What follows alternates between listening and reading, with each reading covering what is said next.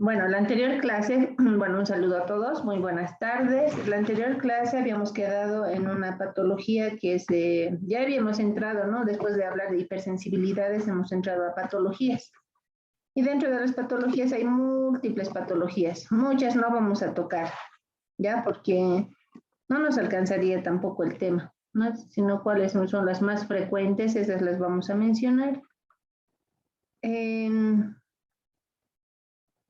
Respecto a lo que les decía, bueno, la anterior clase estábamos hablando ya de patologías y hablábamos del síndrome de Sjögren, ¿no es cierto? Con la sequedad, a ver, no sé si puedo mover esto, sequedad oral, vía ocular, nasal también, y a nivel cutáneo, ¿no es cierto? Ya hemos hablado de todo lo que es la definición, todo.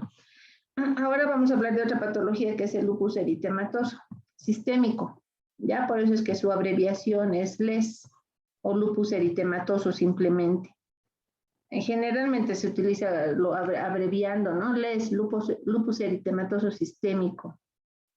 Esta es una enfermedad de etiología multifactorial. Cuando decimos multifactorial siempre nos trae, ¿no? Problemas. Igual hay que empezar. Para el profesional en salud, el saber que es una enfermedad multifactorial nos abre pues múltiples puertas para poder abordar un diagnóstico correcto. Entonces tenemos que tener mucho cuidado, mucho conocimiento también de cómo llegar al diagnóstico. Esta es una de esas enfermedades multifactoriales, ¿ya? Su patogenia es autoinmune, eso debemos saber, ¿no? Entonces, ¿qué significa? Una patología autoinmune también se la puede definir, que el mismo sistema inmunológico va a reaccionar contra nuestro organismo. Se caracteriza clínicamente por las alteraciones de múltiples sistemas y órganos, ¿no? Y serológicamente por la presencia de anticuerpos antinucleares. Eso es lo que se busca en las pruebas, ¿no? Que se hayan formado anticuerpos antinucleares. Entonces, miren, y esos anticuerpos antinucleares van a atacar a nuestro organismo. ¿Cuál es el factor etiológico, podríamos decir, ¿no? ¿A qué se debe? Si ustedes les llega a la consulta a un paciente o atienden o conocen a un paciente con LES, deben saber que si hablamos de factores etiologías tenemos que ir por 3 caminos. O va a ser genético, o va a ser hormonal, o puede haber algún factor ambiental que está causando. Entonces, para eso utilizamos la historia clínica, ¿no es cierto? Y se va por todos estos factores hasta llegar al más próximo. Seguimos con causas, ¿no? O etiología, como quieran llamar. Dentro de las, vamos a ir enseguida por otros, por los diferentes factores. Uno es el sistema inmune. Otro es el sistema, bueno, el factor ambiental, donde encontramos a la luz ultravioleta, ¿ya? La luz ultravioleta en estos pacientes, si ven la imagen acá, este tipo de pacientes que padecen de LES siempre se están cuidando de la luz ultravioleta. Ante la mínima exposición ya se provoca un cuadro inflamatorio, ¿no? Eritematoso se vuelve. Toda la región geniana, en forma de alas de mariposa, le llaman, no solamente la región geniana, la región frontal también, entonces se enrojece la carita con mucha facilidad. Ahí está el factor causal que aumenta, ¿no? La luz ultravioleta. Su frecuencia, su prevalencia nos dice que es de 2 a 250 en 100.000 habitantes. Eso según bibliografía norteamericana, ¿no? No es nuestra realidad. Nos dice que es con mayor frecuencia en raza negra e hispanos, y más en mujeres que en varones. Miren la diferencia, 90% en mujeres, bastante, ¿no? Bueno, eso es lo malo. Y entre la segunda y tercera década, ¿no? Entre todos los pacientes que tengan entre 20 y 30 años, ¿no? Por ahí está. 90% de sobrevida a los 5 años. Dice, si sobrevive a los 5 años, ese paciente va a sobrevivir, ¿no? Decíamos que esta es una enfermedad autoinmune que se caracteriza porque produce anticuerpos antinucleares. Entonces, ¿cuáles son estos cuerpos antinucleares? Van a estar presentes en el núcleo, citoplasma y las membranas, es decir, en los organitos, ¿no? Por ejemplo, anti-DNA, entre 70 y 80%, son los más específicos y más patógenos en cuanto a piel y riñón. Imagínense que hayan anticuerpos que ataquen al DNA, entonces pasa eso, ¿no? En esta enfermedad. Antinucleosoma, ¿saben ya qué es el nucleosoma? ¿No es cierto? La región del citoplasma donde alberga el núcleo. En esta zona se va a generar, miren, 60-90% de anticuerpos antinucleosoma. Generalmente en esto se genera estos anticuerpos cuando el LES es inducido por medicamentos. Este otro, antirribonucleoproteínicas o proteicos, ¿ya? Complejos antirribonucleoproteicos, 40%, menos porcentaje, ¿no? Entonces, estos anticuerpos atraviesan la placenta y generan, bueno, y también están presentes en trastornos cardíacos. Y los anti-SM, que son moléculas ricas en uridina, en patologías renales. Entonces, todos estos anticuerpos, ¿no? Se van a generar en esta enfermedad. ¿Cómo se ve? Hemos dicho que es multisistémica, que afecta a varios órganos, ¿no? Entre ellos también podemos ver en la boca. Las manifestaciones clínicas se caracterizan, nos dice, por un amplio espectro de manifestaciones. Ejemplo, compromiso cutáneo, ¿no es cierto? Trastornos neurológicos, y no solamente a nivel neurológico, también de riñón. Trastornos a nivel de piel y articulaciones. Compromiso cutáneo, yo les decía, y también compromiso mucoso. Trastornos musculoesqueléticos, trastornos cardiopulmonares, renales, neuropsiquiátricos y hematológicos. Imagínense, es múltiple, ¿no? La manifestación sistémica es múltiple. Ahora, ¿cuáles son el diagnóstico, como dice, y eso es complejo? No me gusta esa palabra difícil, es complejo, nada es difícil en la vida, ¿no? Puede ser complejo, nos puede traer una serie de dificultades, pero obviamente como odontólogos no lo vamos a hacer solos, generalmente, así que no se preocupen, ¿no? Podemos identificar en primera instancia, pero ya siempre vamos a remitir a la especialidad, ¿no? Con un diagnóstico presuntivo, no de certeza, porque nosotros no somos médicos. Pero sí podemos ir descartando, bueno, según nuestro conocimiento. El LES presenta manifestaciones sistémicas y manifestaciones cutáneas, ¿no? Ejemplo, exantema malar, esa zona eritematosa que se presenta en la región geniana que les mencionaba, ¿no? Eso le llamamos exantema malar. Exantema discoide en toda la región entre las dos regiones genianas, ¿no es cierto? Por el dorso de la nariz. Fotosensibilidad.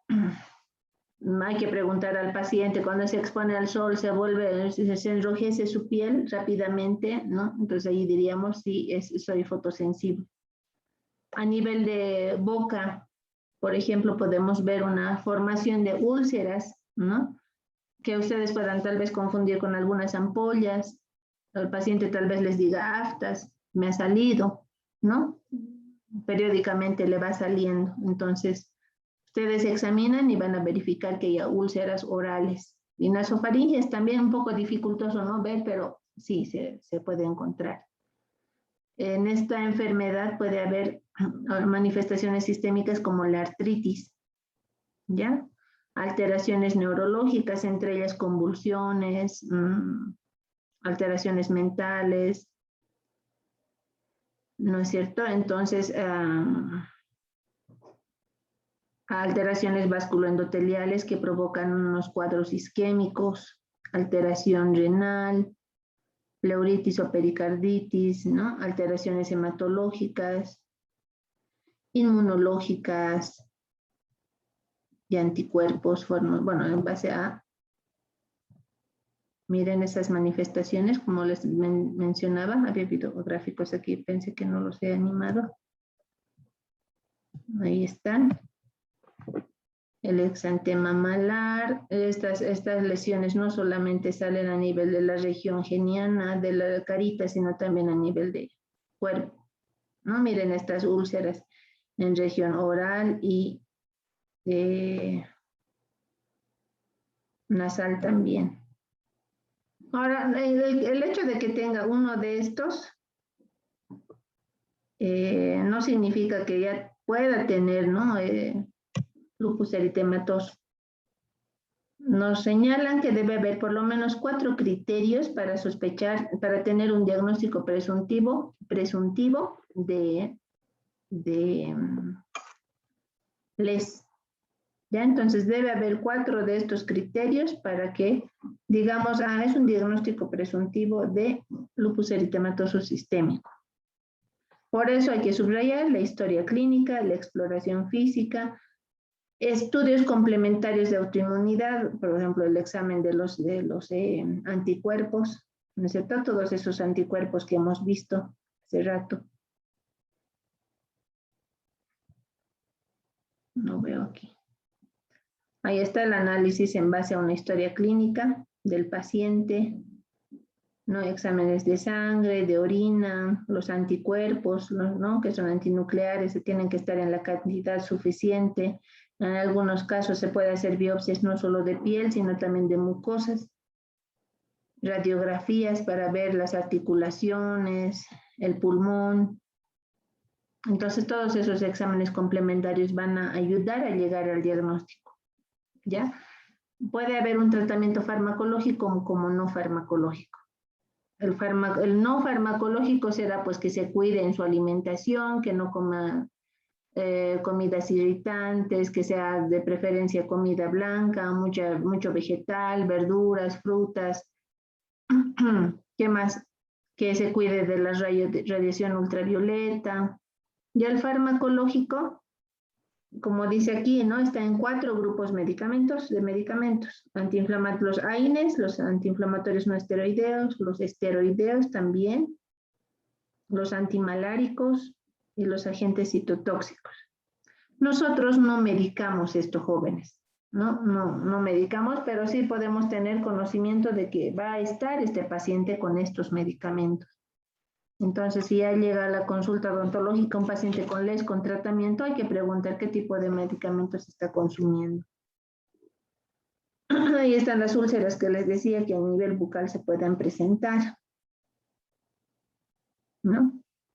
Bueno, eso en cuanto a LES, así bien puntual, porque son múltiples patologías, nuestra clase teórica no nos va a alcanzar. El síndrome de Behçet. Síndrome de Behçet es, quizás lo escuchan algunos por primera vez, otros tal vez ya lo han escuchado.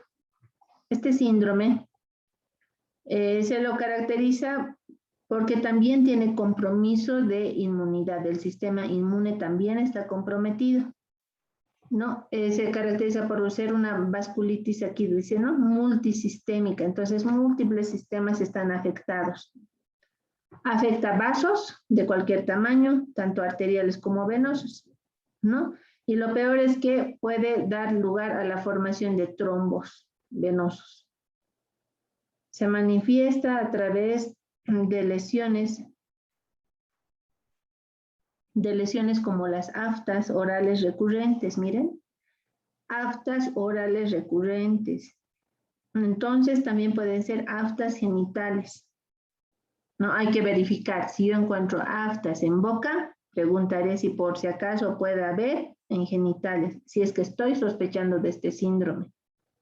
Pero para sospechar hay que complementar con otras manifestaciones. Ejemplo, problemas a nivel ocular, ¿no? Como la uveitis. Problemas a nivel neurológico. problemas a nivel renal y problemas a nivel articular. Entonces no vayan a ver algunas aftas en boca y ya digan, ¿no? Las aftas, el tema de aftas en boca es múltiple en cuanto a factor etiológico. Uno de ellos es sistema inmunológico, y cuando hablamos de inmunología estamos hablando también del síndrome de Behçet, así que tengan en cuenta eso, ¿no? Cuando se presenta igual en la segunda, bueno, tercera década, ¿no? Tercera década promedio de vida, ahí está entre 24.7 y 35.2 años. Dice, la relación entre varón y mujer es de 2 a 1, más en mujeres también. Ya ahí está la tercera década de vida entre 24 y 35 años. La relación más, bueno, esto ya lo hemos mencionado, más en varón, en mujer que en varón. En varones mayor tendencia a enfermedad grave, pese a que se presenta poco, pero mayor tendencia a que sea grave. A nivel ocular, la uveitis posterior y las lesiones cutáneas más la artritis y complicaciones del sistema nervioso no son lo que se presenta en varones, ya acompañan a la pérdida visual y todo esto. Entonces también hay que ver eso, ¿no? Evaluar cómo está su vista, ¿tiene problemas? ¿Ha tenido problemas en el último tiempo? En las mujeres hay la mayor tendencia al eritema nodoso que se llama, ¿no? A mayor tiempo de evolución, la enfermedad, a mayor tiempo de evolución de la enfermedad, el problema a nivel ocular, la uveitis anterior, preserva la visión. Entonces no es tan agravado como en el varón. Entonces hay dos cosas, ¿no? Si bien es más frecuente en mujeres, pero en varones es también más agravado este tipo de enfermedad. La etiología, ¿cuál es la causa? Es desconocida, nos dicen muchos libros, ¿no? Pero debe haber factores predisponentes a los cuales nosotros debemos también abordar para llegar al diagnóstico. Por ejemplo, factores genéticos hay que revisar, factores medioambientales, factores tóxicos, factores infecciosos. No, sea cual fuera estos factores que hay que identificar, van a desencadenar fenómenos de autoinmunidad, es decir, el sistema inmune va a estar comprometido, ¿no? Sobre un individuo predispuesto genéticamente, dice, ¿no? O puede, no siempre predispuesto genéticamente, también puede estar estos otros factores medioambientales, tóxicos e infecciosos. Pero todos van a cursar con fenómenos de autoinmunidad. Por eso es que se lo menciona en este tema, el síndrome de Behçet.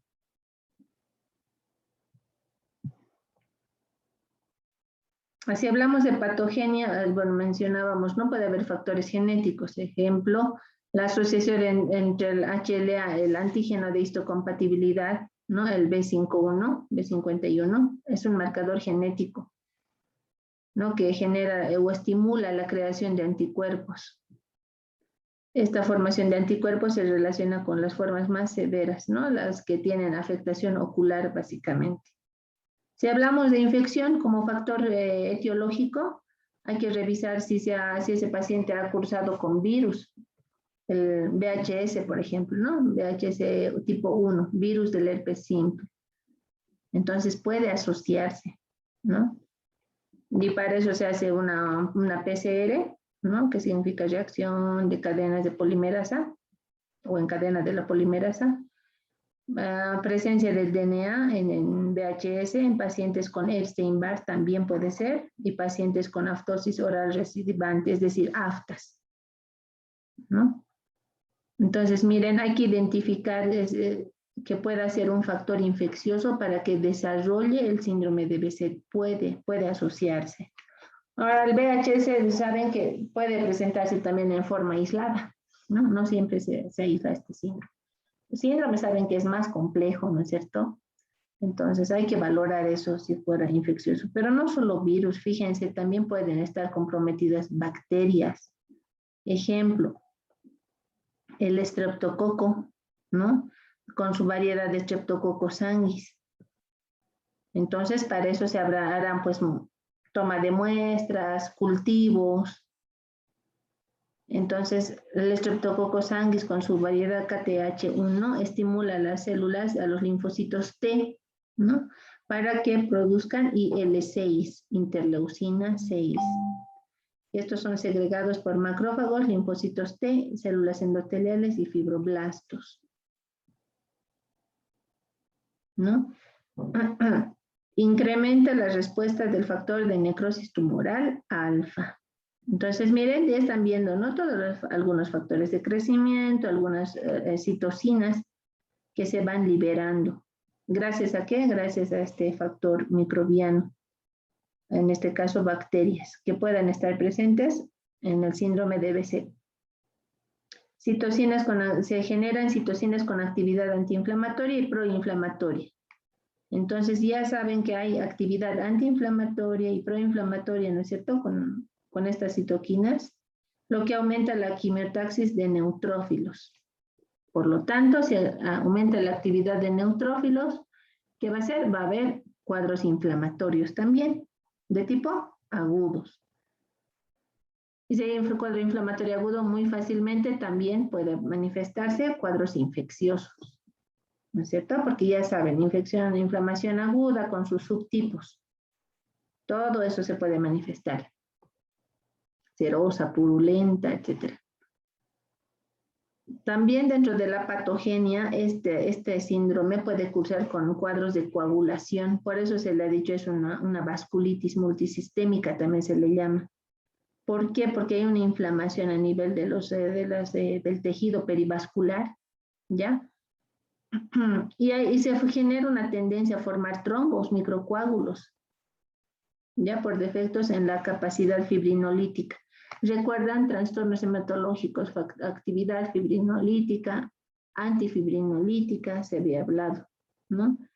Cuando hablamos de trombos, ¿no? Las células endoteliales tienen funciones fibrinolíticas, antifibrinolíticas, ¿recuerdan? Entonces, eso también puede estar alterado, esa capacidad fibrinolítica que induce a la trombosis. Entonces, otros factores tóxicos pueden ser órganos fosforados, órganos clorados, cobre inorgánico, en otras palabras, metales pesados también puede estar dentro del factor tóxico. Y otros, ¿qué? Factores hormonales, bueno, ingesta de nueces mencionan, ¿no? También la bibliografía. En nuestro medio no es muy frecuente la ingesta de nueces, sí, algunos consumen, pero eso también es un factor que se atribuye al síndrome de BC. ¿Cómo se ve? ¿No? Las manifestaciones clínicas. Cursa con lesiones aftosas, decíamos, ¿no? Aftas. Entonces, en 70% se ve aftas en estos pacientes. Ya hemos mencionado aftas orales, en todo lo que es mucosa, ¿no es cierto? Región orofaringea y también decíamos en genitales. Estas aftas son muy dolorosas, se pueden infectar, como estamos viendo por ahí.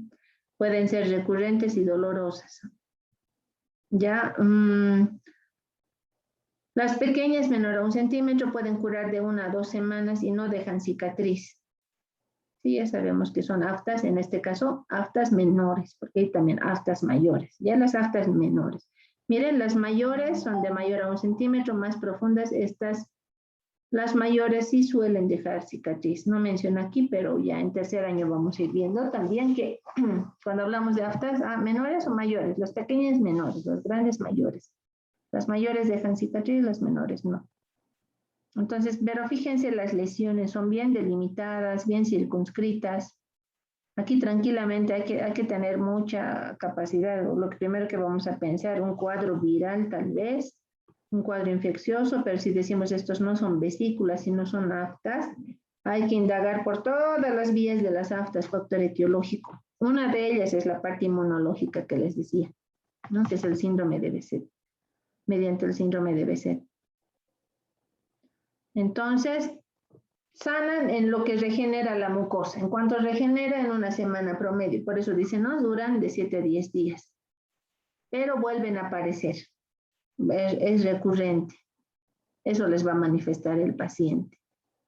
No se puede presentar en cualquier lugar de la mucosa, mucosa de revestimiento, mucosa masticatoria, mucosa especializada, como estamos viendo acá. Las lesiones mucosas, miren, se ven esas úlceras, decíamos, ¿no es cierto? Que están en gran porcentaje de pacientes. En un 70% mencionábamos hace rato. Bueno, esto en general, pero si hablamos de úlceras genitales, está en mayor porcentaje, fíjense, 80-85%. Entonces es alto cuando se está sospechando de síndrome de Behçet, es alto el porcentaje de que haya úlceras en genitales, ¿no? En pacientes con Epstein-Barr mencionan, ¿no? Acá, por ejemplo, un cuadro viral también. Son menos dolorosas las úlceras en genitales, son menos frecuentes, aparecen menos después de las aftas orales. Entonces, en primera instancia, vamos a buscar en boca. Posteriormente van a aparecer en genitales. Pueden dejar cicatriz residual. Fíjense, miren a nivel genital, a nivel de escroto, estamos viendo esas úlceras, ¿no? Ahí está periné, ano, ingle, en todas esas regiones se puede presentar.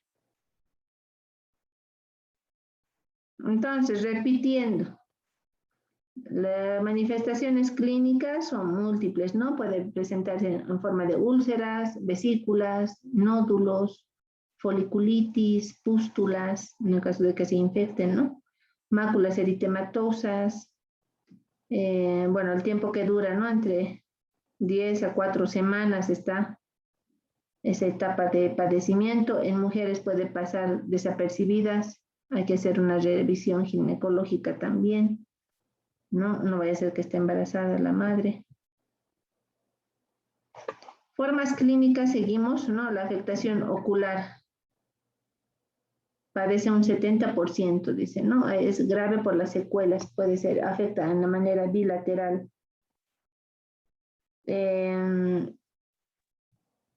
Puede haber manifestaciones recidivantes que duran semanas, a meses, hasta años. Ya la afectación ocular. Puede haber dolor, ardor, enrojecimiento, sequedad ocular, visión borrosa, lo que también se puede mencionar que puede haber conjuntivitis, como se ve acá, ¿no? Bien rojiza está. Se ve el ojito. Afectación vascular, ya habíamos mencionado, ¿no? El síndrome de Behçet, una vasculitis, decíamos.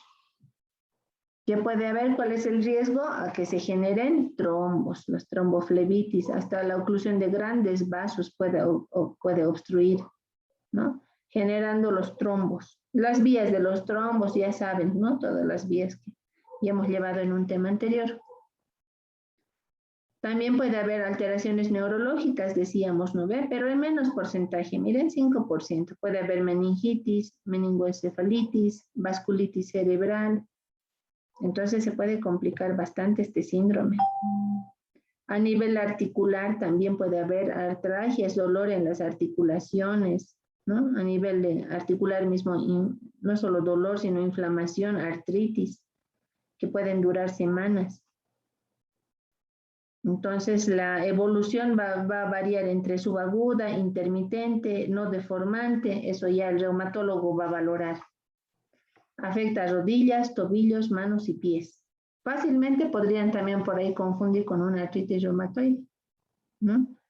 Pero en una artritis reumatoide no se ven pues las úlceras, las vesículas en genitales ni en boca. Entonces, por ahí.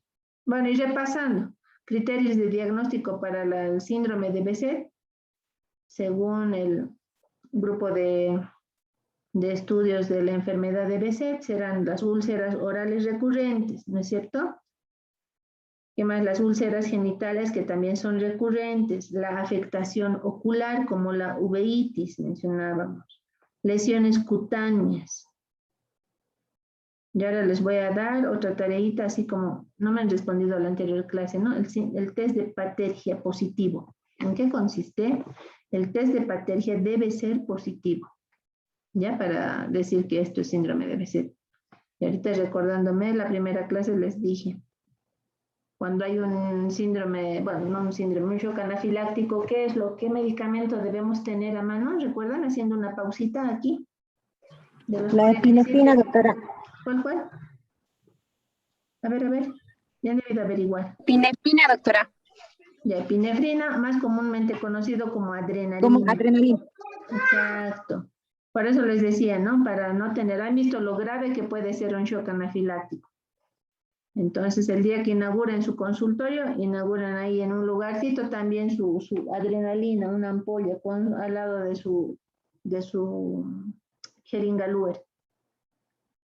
Si les pasa en cualquier momento, ya tienen a mano. Eso tiene que estar así, tienen que reaccionar rápido. Media ampolla, ¿no? Agarran, su paciente se está sofocando con todas las manifestaciones que ya hemos visto en hipersensibilidad de tipo 1, la manifestación grave, que es la hipersensibilidad. Entonces rápido abren su ampolla, su paciente hasta que se den vuelta ya se ha caído, ya se ha desmayado, entonces rápido parten, abren su ampolla, agarran su jeringa Luer, así pero en cuestión de segundos, media ampolla, donde sobre la ropa, porque ya se ha caído su paciente, ¿no? Ya no ha podido hablar, hasta que estén pidiendo ayuda no da, tienen que reaccionar rápido.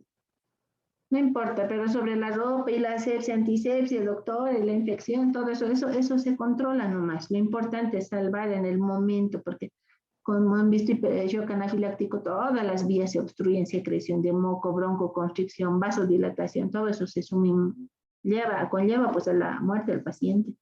No importa, sobre la ropa le ponen la media en el muslo. No la van a estar poniendo que intramuscular a nivel de glúteos, no hay tiempo para eso. Entonces administran en el muslo media ampolla, en eso ya agarran la otra media ampolla porque cada 20 minutos se puede aplicar, ¿no? La otra media ampolla alguien me decía, no, para nosotros, porque sí es un susto muy fuerte, pero ustedes deben mantener la calma. ¿Ya? Entonces, esa aclaración que la anterior clase creo que se me fue. No olviden de su adrenalina. Ya debe estar ahí en su consultorio. El día que expire, cámbienlo. No está de más. No sabe cómo pueda reaccionar el paciente. Pero he hecho mi historia clínica. Sí, pueden hacer su historia clínica, pero justo en ese momento, como les decía, ¿no? Nunca en toda su vida ha desencadenado alergia y resulta que en ese momento desencadena una reacción. ¿Por qué? Ya les dije, las células van cambiando, el DNA va cambiando también de acuerdo a la alimentación que vamos teniendo, entonces se va modificando. Bueno, ahora la siguiente me hablará del signo de la patergia, que debe ser dar positivo para dar un diagnóstico de síndrome de Behçet. Ya así subrayadito esto, síndrome. Todas las úlceras. No es nomás decir, entonces, aquí aclarando, veo aftas, veo úlceras en boca, síndrome de Behçet. No, tampoco. Tienen que tener todos los otros criterios. Ya hemos mencionado. Diagnóstico diferencial se realiza, podríamos confundir con qué, con una estomatitis aftosa. Hay pacientes que cursan con estomatitis aftosa, solamente si presentan aftas cada cierto tiempo, pero hay que ver la causa, solamente en boca, nada más. Entonces, esa es la estomatitis aftosa, ¿ya? Podríamos confundir con esa, pero por eso hay que hacer una buena historia clínica. Con una enfermedad intestinal, como la enfermedad de Crohn, también que presenta aftas en toda la mucosa digestiva. Entonces, miren, enfermedad de Crohn también revisen como diagnóstico diferencial. Lupus eritematoso, hace rato veíamos, ¿no ve? Lupus eritematoso manifiesta úlceras en boca, decía. Hay que ver eso. La vasculitis, como la enfermedad de Wegener, o Wegener, como quieran pronunciar. Es otra enfermedad también vascular, miren, vasculitis, por eso es que se la confunde. Bueno, y úlceras genitales que puedan estar relacionadas con infecciones virales o bacterianas con cuadros infecciosos, enfermedades de transmisión sexual, tal vez, ¿no? Entonces hay que relacionar todo. El tratamiento va de acuerdo a la sintomatología, ¿no? El tratamiento para la enfermedad de Behçet significa, ¿no? Son sintomáticos, dependiendo que, es decir, cuando se dice tratamiento sintomático, ¿a qué se refiere? A aliviar los síntomas que tiene.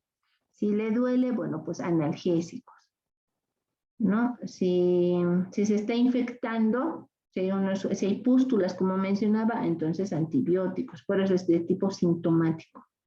Es decir, se basan en atacar los síntomas que produce la enfermedad y no la enfermedad en sí, ¿no? Debido a su carácter autoinmune. Las enfermedades autoinmunes son bien complejas y de origen desconocido. Menos si no conocemos, entonces menos vamos a poder atacar de manera específica, ¿no es cierto? Individualizarse en cada paciente y hay que ajustar. En el tratamiento jóvenes no puede ser para todos porque cada paciente varía. Por eso hay que individualizar el tratamiento en cada paciente y también según su gravedad. Y van a ir viendo todas las enfermedades autoinmunes, ¿con qué se ataca? Básicamente con inmunosupresores. ¿No? Porque, ¿qué está pasando? Autoinmune, dice, el sistema inmunológico está actuando en demasía contra tu propio organismo. Entonces, ¿a quién tienes que bajar los niveles? A todo lo que es sistema inmunológico. ¿Con qué? Con corticoides o corticosteroides, como quieran pronunciar. ¿Ve? Por eso dice, los corticoides son un grupo, ¿no?, de medicamentos que tienen gran poder antiinflamatorio. Otro grupo son los antiinflamatorios no esteroideos que se utilizan para mejorar las inflamaciones y aliviar el dolor. Los AINES, ¿no? El ibuprofeno, el diclofenac, todos los AINES están por ahí. Pero los AINES solamente son más para la sintomatología, como ustedes están viendo. Los corticoides es más para atacar a los linfocitos, como ya hemos visto en inflamación. Pero la contraparte, ¿cuál es? Que estamos bajando el sistema inmunológico y otras patologías puedan sobrellegar a ese paciente. Por eso se maneja con mucho cuidado esta enfermedad. Otra enfermedad es el pénfigo. Ya, cuando hablamos de pénfigo, es una enfermedad también de este grupo, autoinmune. Ya es una enfermedad, ahí está su definición. ¿Cómo se caracteriza? Ampollas. Ya, estas intraepidérmicas, es decir, están dentro de la epidermis. Ya conocen las capas de la piel por histología, ¿no? Epidermis, dermis, hipodermis, etc. Dentro de la epidermis. ¿Por qué? Porque ahí se forman, pues a ese nivel van a atacar anticuerpos contra la desmogleína 1 y la desmogleína 3. ¿Ya? Entonces, esta enfermedad se caracteriza por eso. Genera anticuerpos IG contra, como decíamos, contra la desmogleína 1 y la desmogleína 3. ¿Generando qué? Generando la formación de ampollas. Enseguida les muestro cómo. ¿Ya? Etiología, fíjense, desconocido. ¿Ya? Aunque en la actualidad se acepta que es de origen autoinmunitaria como consecuencia de anticuerpos circulantes, otra vez, contra las proteínas presentes en los desmosomas, cuyos antígenos son la desmogleína 1 y desmogleína 3. Para esto necesito que recuerden qué es la desmosoma. Son uniones intercelulares, ¿recuerdan? Entre los queratinocitos. Enseguida les muestro. Entre queratinocito y queratinocito hay varios tipos de unión. Una de ellas son los desmosomas, ¿no? Ahí están las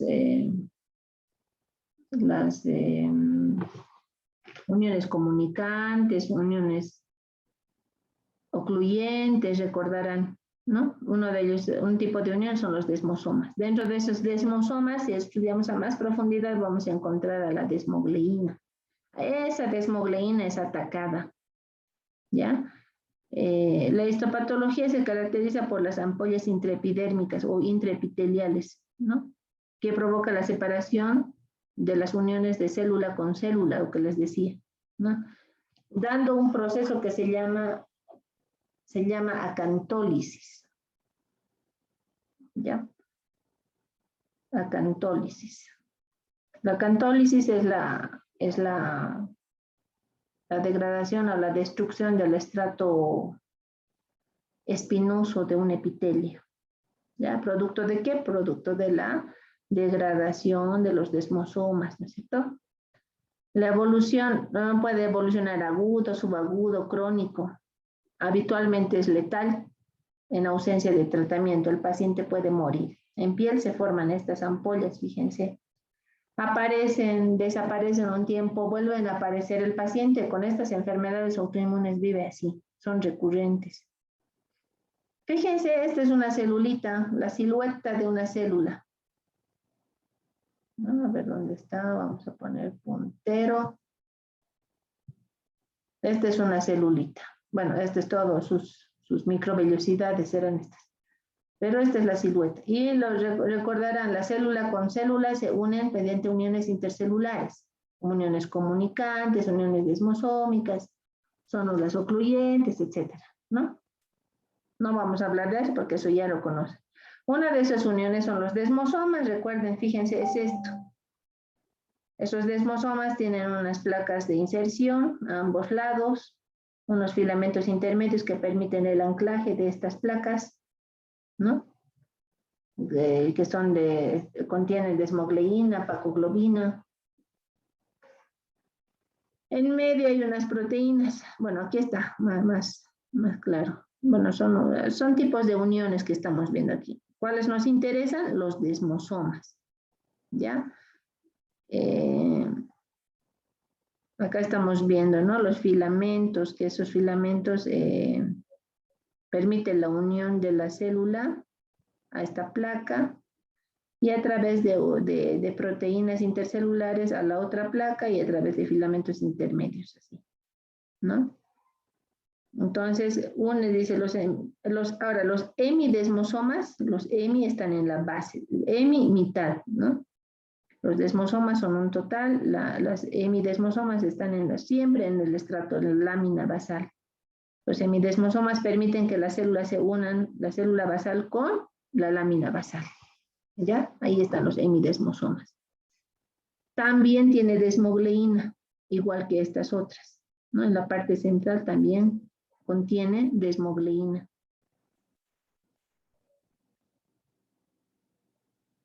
Viendo a mayor profundidad, a mayor aumento, mejor dicho, los desmosomas presentan, miren, proteínas de ensamblaje como son las caderinas.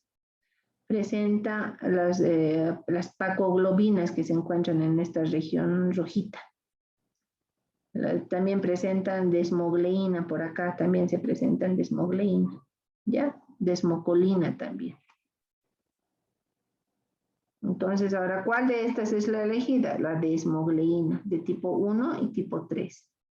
Entonces, miren, esta es la membrana citoplasmática de una célula y esta es la membrana con sus fosfolípidos, ¿no? Entonces, si aquí atacamos a la desmogleína, obviamente esto se va a empezar a soltar y las células se van a empezar a separar. Ahí está el fundamento. Entonces yo creo que ya está más claro. Ay, perdón, esta imagen bien borrosa. Una célula epitelial, otra célula epitelial, ¿no? Queratinocito, queratinocito. Miren cómo se van rompiendo, separando los desmosomas.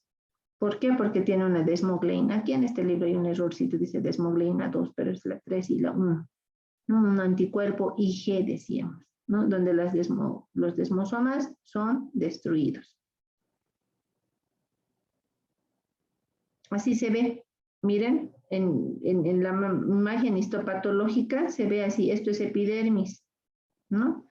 Piel, miren cómo el epitelio se separa, esta epidermis se separa de la dermis, todo lo que están viendo y está quedando acá abajo es la dermis. Entonces, pero deja algunas celulitas por acá en el estrato basal, por eso es intraepitelial. Las celulitas, si viéramos a mayor aumento, las células basales permanecen algunas. Acá se acumula líquido, dando lugar a la formación de las ampollas. Esto se rompe y obviamente son muy sintomáticas, claro que duelen, ¿no? Fíjense aquí esta esquemita, miren las células basales se quedan. En cambio, estas otras son atacadas por estos anticuerpos, las células inflamatorias también atacan aquí, ¿no? Las famosas células de Zank que se presentan en esta patología. Bueno, eso es el estudio histopatológico, ¿no? Entonces, ahí vamos a ver la separación del epitelio.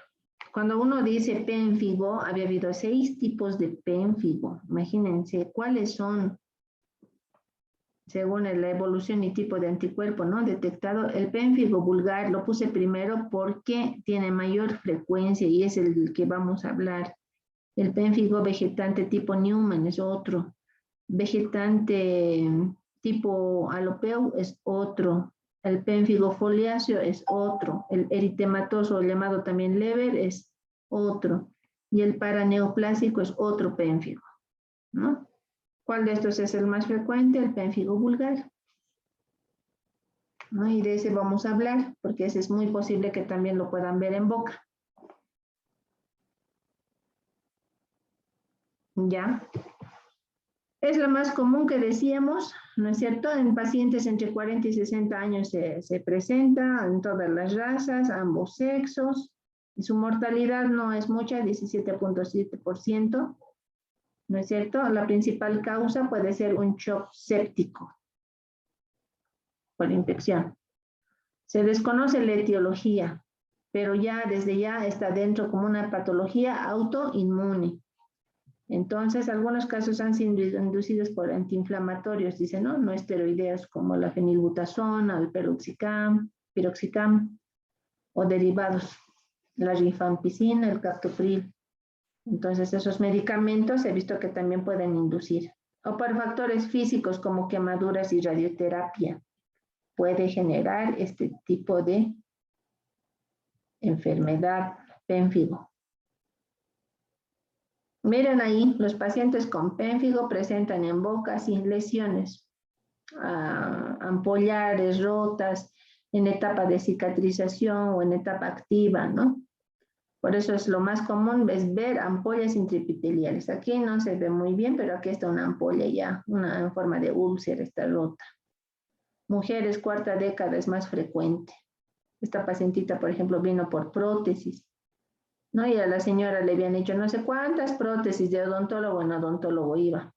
Y pensaban los odontólogos que con la prótesis, bueno, era total, ¿no? Estaban provocando la lesión, porque justo estaba a nivel del plano de oclusión. Por eso es que le iban cambiando de prótesis, tratando de adaptar. La señora cursaba con pénfigo vulgar, eso no iba a desaparecer. Y si iba a desaparecer en otro momento, en otra región, iba a volver a aparecer. Entonces, así se puede confundir, ¿no?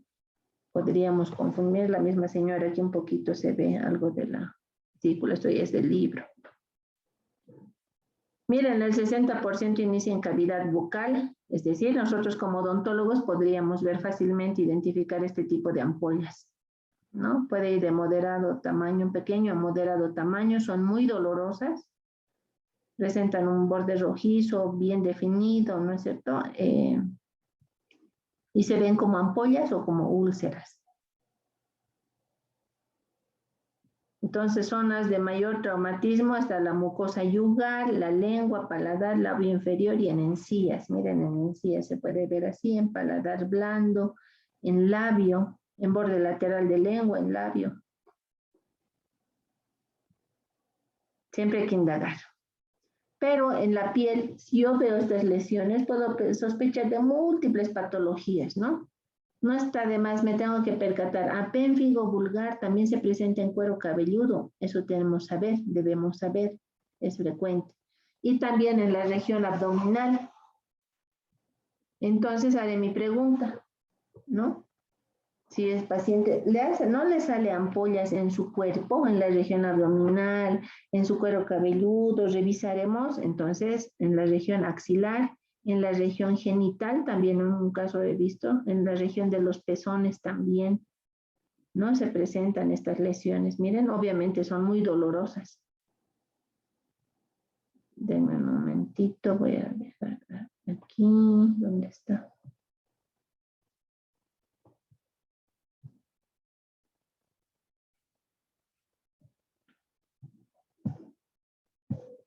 Ay, no encuentro.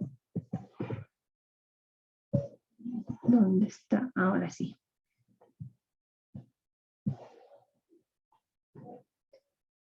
Entonces hay que valorar eso. Pénfigo vulgar, en casos graves, puede presentarse estas manifestaciones. Voy a traer mi cargador, por favor.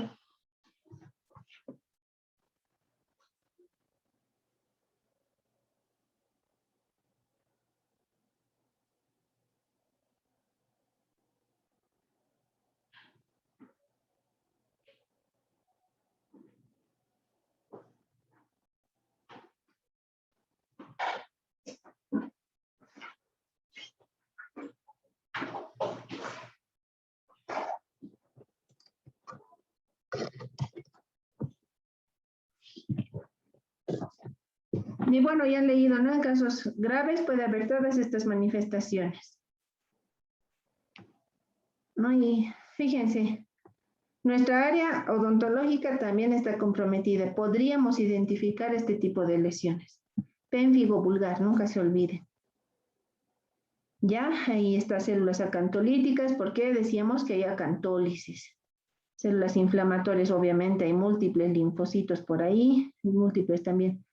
Menos cantidad, pero se encuentran los eosinófilos. Las células basales permanecen porque esta es intraepitelial.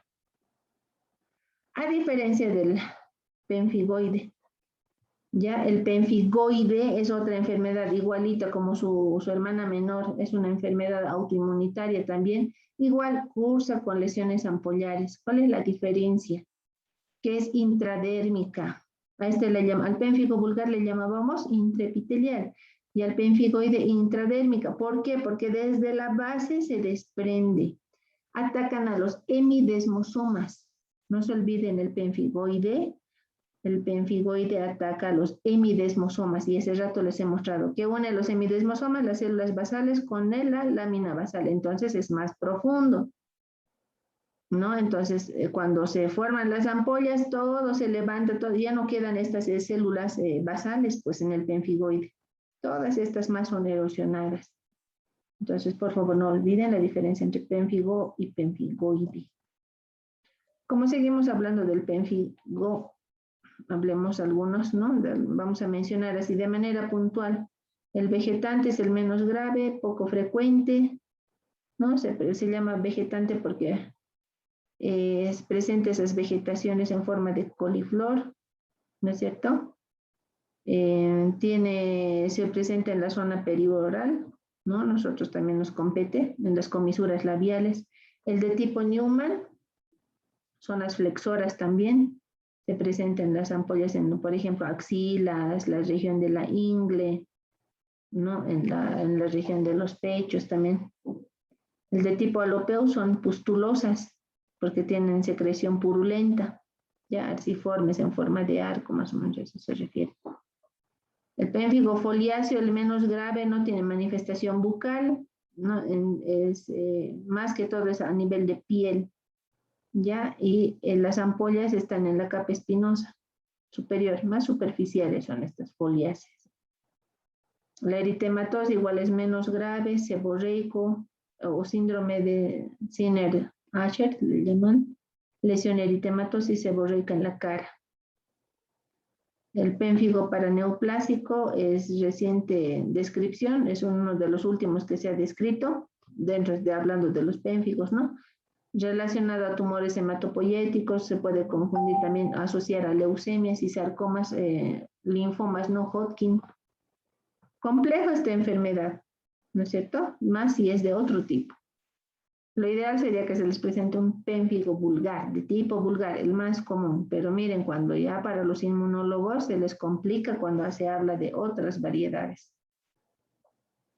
Hay ahí una tablita para que repasen, ¿no? Pénfigo foliáceo, aquí está hemos hablado, el vulgar, que es el más común. El otro tipo está paraneoplásico. Y aquí les decía, ¿no? El pénfigoide, que es otra enfermedad, autoinmune también, pero que igualito se presentan con vesículas, úlceras, ¿no es cierto? Pero que están a nivel de la lámina basal. Es decir, estas son intradérmicas, decíamos. Estas son intraepiteliales, todos los pénfigos. Entonces, esta tablita les va a servir para ubicarse. Uno de los métodos de diagnóstico que ayuda mucho a dar precisión diagnóstica es la inmunofluorescencia directa, ¿ya? Que va a ir a identificar a la IgG, a la IgM, al complemento 3 y al fibrinógeno, sobre todo a la IgG, ¿ya? Cuando está circunscrita esta enfermedad a la parte oral, dice que pues, se pueden encontrar anticuerpos circulantes. ¿En qué consiste esta inmunofluorescencia? Bueno, esto vamos a ver ahí. Los test más de diagnóstico que ayudan, ¿no? A precisar, ahí está la inmunofluorescencia, la directa, la indirecta, ¿no? Igualito se ve, pero sí vamos a ir viendo acá en una imagen. El test de ELISA también ayuda, el inmunoblot también puede ayudar. Estos son más laboratoriales, estos son más se puede ver en imagen. Esta es una prueba de inmunofluorescencia, ¿no? La inmunofluorescencia directa, como dice aquí, muestra la presencia de depósitos intercelulares en la porción superior de la epidermis de clase IgA. Acá ven, todo lo que está fluorescente, es que es positivo, es positivo. La IgG se está manifestando. Entonces aquí es positivo que sea pénfigo, un pénfigo vulgar. Fíjense, en la membrana basal no se manifiesta. En cambio acá solo se manifiesta membrana basal, ¿notan? El resto no se manifiesta como esta imagen. Entonces aquí diríamos pénfigoide, porque es intradérmico. En cambio acá es intraepitelial. Entonces vean cómo se va diferenciando. ¿No? Ahí está cómo se ve la técnica de inmunofluorescencia. La verdad ayuda bastante, ¿no? En cuanto a diagnóstico de imagen se puede ver. Miren ahí qué bonito, ¿no? Se manifiesta los anticuerpos anti-IgA, antiinmunoglobulina G. Diagnóstico diferencial. Esta tablita les va a ayudar también, ¿no? A diferenciar. Ya, ampollas, en piel no eritematosa, en el pénfigo vulgar, en el pénfigo foliáceo. ¿Por qué se ha puesto el pénfigo foliáceo? Porque es uno de los que también podría confundir dentro de los otros. No he puesto los otros 6 porque son poco frecuentes los otros. Entonces, quizá con esta sí podrían confundir el pénfigo foliáceo con pénfigo vulgar.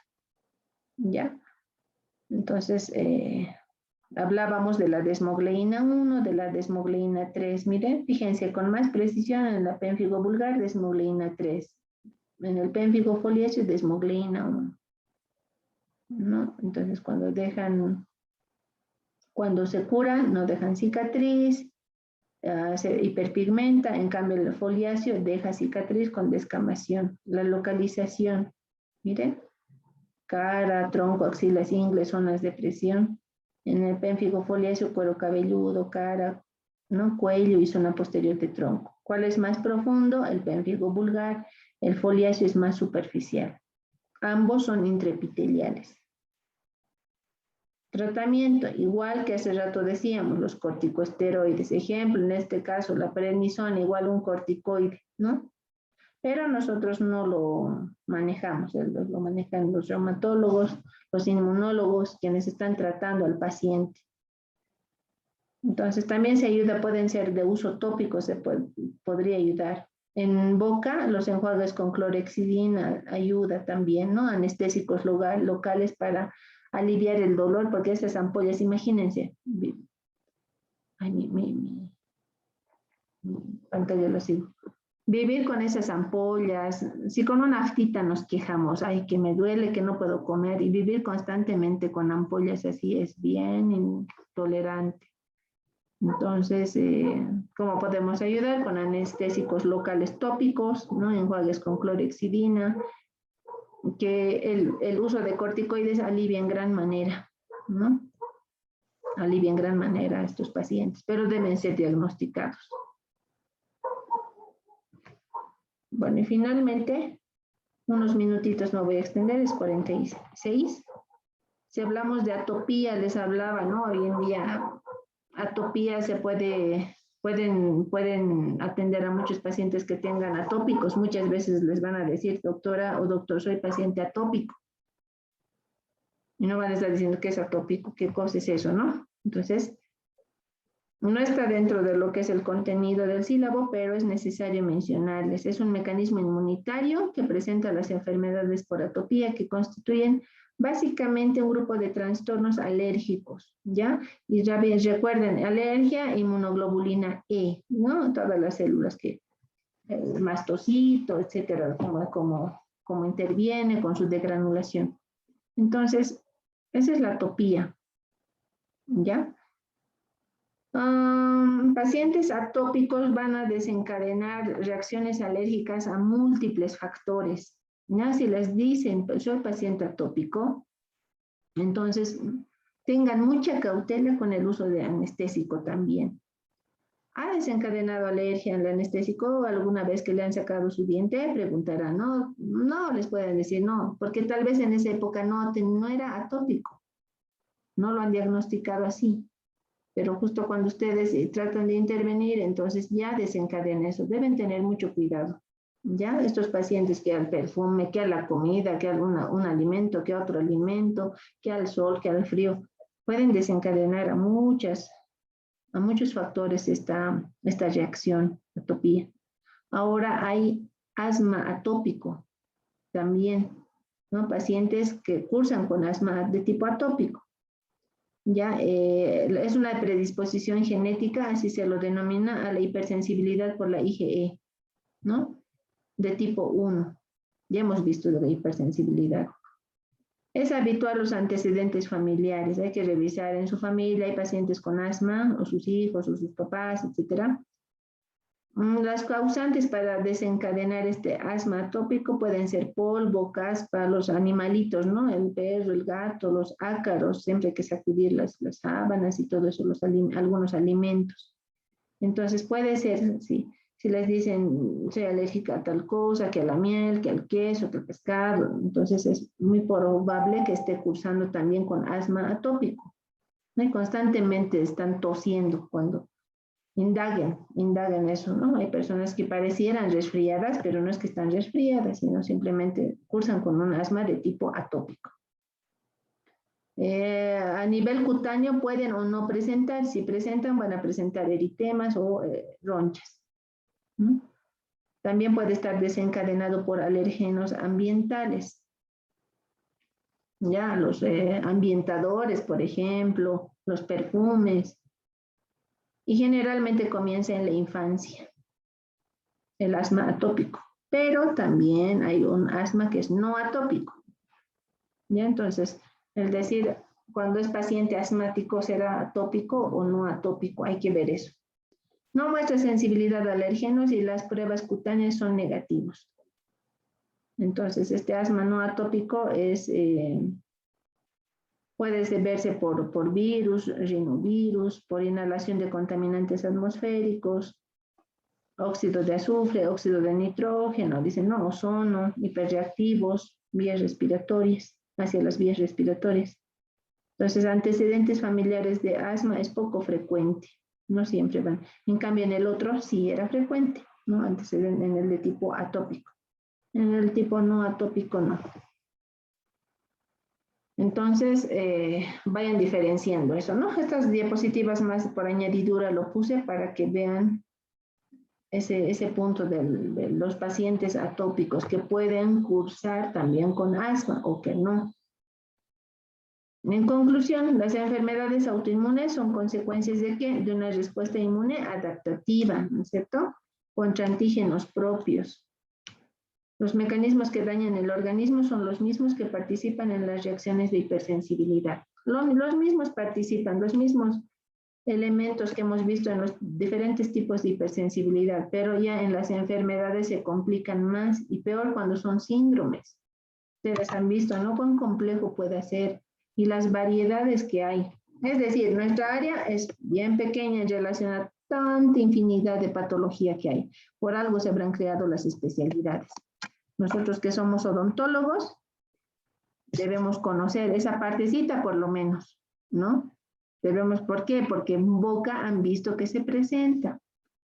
Y en primera instancia nosotros podríamos identificar ese tipo de pacientes y remitirlo y hacer interconsulta. Y no estarnos confundiendo, como en ese caso de la señora que les decía, que le cambiaban y le cambiaban a la pobre señora las prótesis y en su bolsa habían creo que una cosa de 10 prótesis y su ampolla no se le desaparecía. No se le desaparecía porque cuando se le ha revisado cuero cabelludo, en abdomen habían cicatrices, en cuero cabelludo también habían, era pues se trataba de pénfigo vulgar, entonces ahí tenía que haber manejo sistémico, ¿no? Y si bien las prótesis tenían que estar bien adaptadas, explicarle al paciente que esa no era la causa de la ampolla.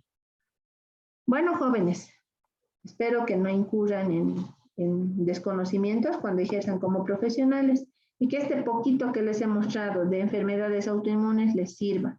Yo sé que para el parcial van a estudiar, pero no estudian solo para el parcial ni para su práctica, estudian para el resto de sus vidas. Y creo que con eso terminamos. Que tengan buena tarde. No sé si tienen algún comentario. Doctora, buenas tardes. Lourdes, Julia. Buenas. Mil disculpas, por favor, doctora. Mi luz se me Ya, cortó, se me cortó en aquí. Quisiera saber el título, por favor, del tema. ya. Por favor, doctora. Es una continuación de trastornos inmunitarios. Hemos continuado con patologías del sistema inmunitario. Ya para que tengas continuidad. Pero de todas maneras, en el Classroom siempre se les pone, bueno, yo les pongo, ¿no? Primera Trastorno inmunitario. parte, segunda parte, etcétera. Va a estar ahí. Trastornos inmunitarios. Ese es el tema, jóvenes. Por favor, doctora, le rogaría que suba el video. Lo vamos a La anterior subir. no lo subió. No, porque tenía que ver la aprobación de mi Muchas jefe de gracias, cátedra. doctora. Ya porque les dije, eran Gracias, 30 doctora, que lo nomás. vea muy bien. Hasta luego, que les vaya bien a todos, lean mucho. Y ahora sí vayan a hacer su práctica. Dime. Sí, Doctorita, lo mismo es diagnóstico diferencial que diagnóstico Ya. por descarte. ¿Dónde? ¿Me repites, por El favor? diagnóstico diferencial es lo mismo que diagnóstico por descarte. Exacto, es lo mismo. Diagnóstico diferencial, diagnóstico por descarte. Cuando Ya, estés doctora. indagando un diagnóstico, siempre vas a llegar ¿a cuál? Al presuntivo.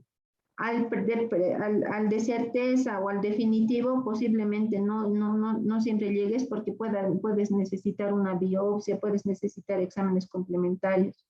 Pero con tu historia clínica tienes que intentar llegar al diagnóstico presuntivo por lo menos. Y al ir enfocándote a tu diagnóstico presuntivo, vas a encontrar varias opciones, tus diagnósticos diferenciales. ¿O qué también les he mencionado? Por descarte, ¿no es cierto? ¿Por qué? Porque vas a ir descartando, este tiene, este no tiene, este tiene, no tiene. Pénfigo vulgar, ¿con qué puedo confundir fácilmente con penfigoide? Se ve igualito, manifiesta igualito.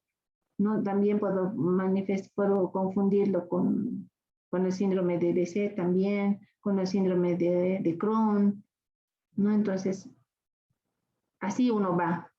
Pero si no dominas el tema, te vas a ver se van a ver perdidos en una isla. Ahora, ¿por dónde voy? No sé por dónde voy, todo puede ser, nada puede ser, y uno se ve así de perdido.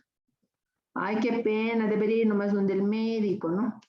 Eso. O le daré ibuprofeno, o le daré amoxicilina. No, ese tipo de profesionales no queremos, jóvenes. Ay, ¿por qué estoy grabando esto? Entonces pararé de grabar.